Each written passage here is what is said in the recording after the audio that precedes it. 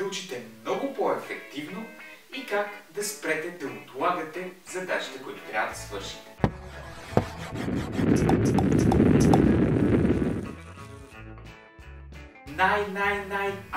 Най-вредното нещо, което може да правите, когато искате да научите нещо, е да седнете и часове наред да кипичите над учебниците и тетрадките.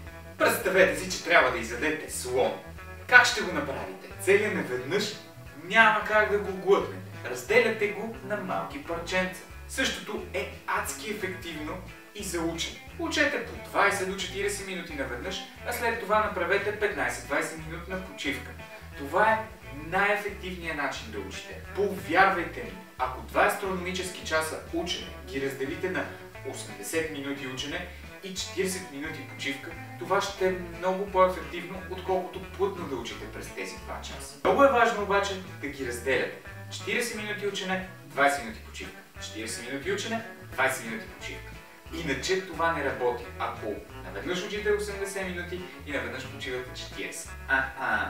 И е най-ефективно, ако разделите ученето и едно и също нещо го прочетете на няколко различни места. Например, ставате сутринта, отивате в хола на светло и четете 2 часа. След това излизате навън в парка, четете още 2 часа и след това вечерта по-тъмно се прибирате в собствената си стая и тогава пак четете 2 часа. Разбира се, не е нужно 6 часа на ден да учите, колкото ви е необходимо. Идеята за това е, че различните обстановки помагат на мозъка да се тренира много по-добре да запомня тази информация. Не само да я запомня, ами да я осъзнавате, да не сте като някой зубър.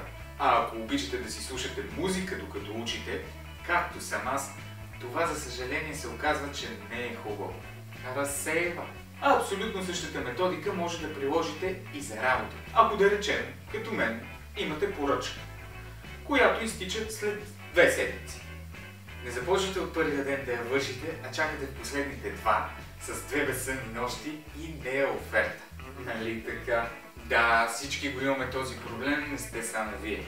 Цаката там е както с ученето. Да разделите работата на малки части. Свършете малка част, починете си, поглезете се, после пак свършете още малко, нали с почивките. Огромното преимущество на това нещо, както с ученето е, че когато свършите нещо качествено и видите резултата от това нещо, мозъка ви изпуска допамин, същия химикал от кокаина. Това е много по-лесен начин да сте щастливи и доволни от себе си.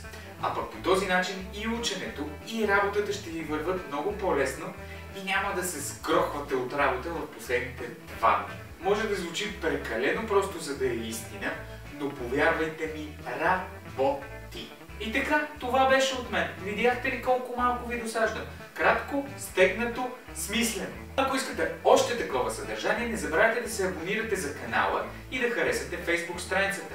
До следващата седмица!